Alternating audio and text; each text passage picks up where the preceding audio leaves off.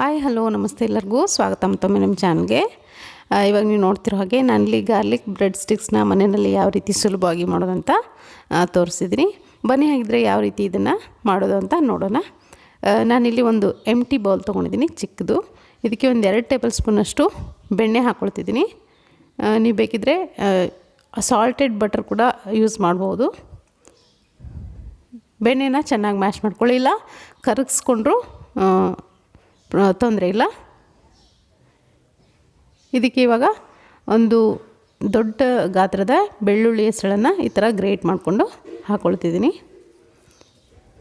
Garlic bread ಆಗಿರೋದ್ರಿಂದ garlic ಹಾಕಲೇಬೇಕು, ಆವಾಗಲೇ ನಿಮಗೆ ಗಾರ್ಲಿಕ್ ಫ್ಲೇವರ್ ಬರೋದು, ಟೇಸ್ಟ್ ಕೂಡ ತುಂಬ ಚೆನ್ನಾಗಿರುತ್ತೆ.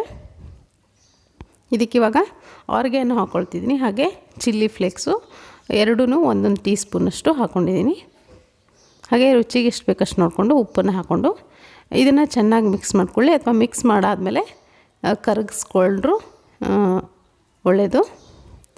ನಾನಲ್ಲಿ ಒಂದು 2 ಬ್ರೆಡ್ ಸ್ಲೈಸನ್ನು ತೊಗೊಂಡಿದ್ದೀನಿ.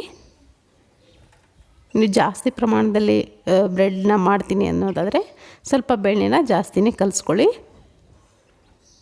ಇವಾಗ ಒಂದು ಬ್ರೆಡ್ ಸ್ಲೈಸ್ ಮೇಲೆ ಈ ಬೆಣ್ಣೆ ಏನಿದೆ ಇದನ್ನು ನಾನು ಸ್ಪ್ರೆಡ್ ಮಾಡ್ಕೊಳ್ತೀನಿ.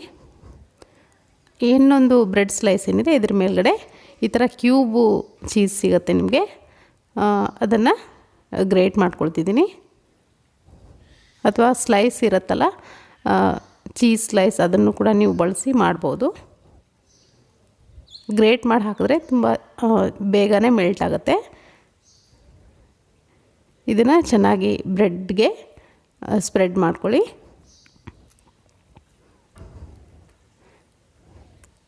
ಇವಾಗ ಬೆಣ್ಣೆ ಹಚ್ಚಿರುವಂಥ ಈ ಬ್ರೆಡ್ ಸ್ಲೈಸ್ ಏನಿದೆ ಇದನ್ನು ಚೀಸ್ ಹಚ್ಚಿರುವಂಥ ಬ್ರೆಡ್ ಸ್ಲೈಸ್ ಮೇಲೆ ಇಟ್ಟು ಮತ್ತೆ ಇದ್ರ ಮೇಲ್ಗಡೆ ನೀವು ಬೆಣ್ಣೆನ ಸ್ಪ್ರೆಡ್ ಮಾಡ್ಕೊಳ್ಳಿ. ಬೆಣ್ಣೆನ ಕರಗಿಸ್ಕೊಂಡು ಹಚ್ಚಿದ್ರೆ ಒಳ್ಳೆಯದು, ಆವಾಗ ನೀಟಾಗಿ ಎಲ್ಲ ಕಡೆ ಸ್ಪ್ರೆಡ್ ಆಗುತ್ತೆ. ಈ ಥರ ಸ್ಪೂನಿಂದನೋ ಅಥವಾ ಬ್ರಷಿಂದನೋ ಅಪ್ಲೈ ಮಾಡಿ ನೀಟಾಗಿ ಇವನ್ನಾಗಿ ಸ್ಪ್ರೆಡ್ ಆಗುತ್ತೆ.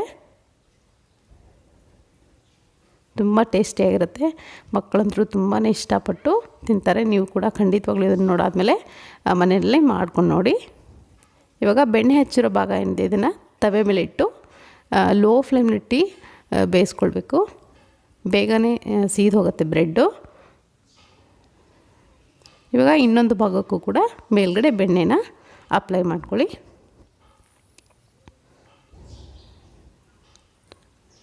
ಲೋ ಫ್ಲೇಮ್ನಿಟ್ಟರೆ ಒಳಗಡೆ ಇರುವಂಥ ಚೀಸ್ ಕೂಡ ಮೆಲ್ಟ್ ಆಗಿರುತ್ತೆ, ಬ್ರೆಡ್ ಕೂಡ ಈವನ್ನಾಗಿ ಚೆನ್ನಾಗಿ ಫ್ರೈ ಆಗಿರುತ್ತೆ.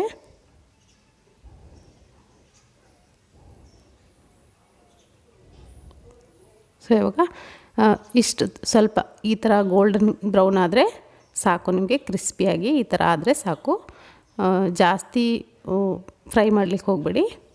ಇವಾಗ ಇದನ್ನು ನಾನು ಸರ್ವ್ ಮಾಡ್ಕೊಳ್ತಿದ್ದೀನಿ. ತುಂಬಾ ಟೇಸ್ಟಿಯಾಗಿತ್ತು ನಾನು ಮಾಡಿದ್ದಾಗ. ಇದನ್ನು ನೀವು ಈ ಥರ ಚಾಕುವಿಂದ ಸ್ಲೈಸ್ಗಳನ್ನಾಗಿ ಕಟ್ ಮಾಡ್ಕೊಳ್ಳಿ. ಕಟ್ ಮಾಡಿ ಇದನ್ನು ಮಕ್ಕಳಿಗೆ ಸರ್ವ್ ಮಾಡ್ಬೋದು, ನೀವು ಕೂಡ ತಿಂದು ಎಂಜಾಯ್ ಮಾಡ್ಬೋದು. ನೀವು ಕೂಡ ಇದನ್ನು ಖಂಡಿತವಾಗ್ಲೂ ಮನೆಯಲ್ಲಿ ಮಾಡ್ಕೊಳ್ಳಿ. ನಾನಿವಾಗ ಇದನ್ನು ಟೊಮೆಟೊ ಕೆಚಪ್ ಹಾಗೆ ಮಯೋನೀಸ್ ಜೊತೆಗೆ ಸರ್ವ್ ಮಾಡ್ಕೊಳ್ತಿದ್ದೀನಿ.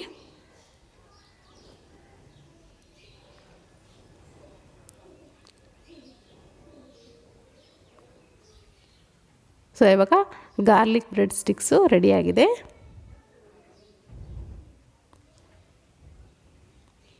ಇವತ್ತಿನ ಈ ರೆಸಿಪಿ ನಿಮಗೆ ಖಂಡಿತವಾಗ್ಲೂ ಇಷ್ಟ ಆಗಿದೆ ಅಂದ್ಕೊಳ್ತೀನಿ. ಇಷ್ಟ ಆಗಿದರೆ ಒಂದು ಲೈಕ್ ಒತ್ತೋದನ್ನು ಮರಿಬೇಡಿ. ಹಾಗೆ ನನ್ನ ಚಾನಲ್ಗೆ ಇನ್ನೂ ಯಾರ್ಯಾರು ಸಬ್ಸ್ಕ್ರೈಬ್ ಆಗಿಲ್ವೋ ದಯವಿಟ್ಟು ಸಬ್ಸ್ಕ್ರೈಬ್ ಆಗೋದನ್ನು ಕೂಡ ಮರಿಬೇಡಿ. Thank you.